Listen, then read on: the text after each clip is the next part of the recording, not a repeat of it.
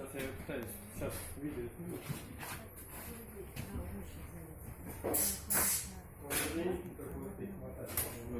А тяга пошла, мама родная, держите меня трое.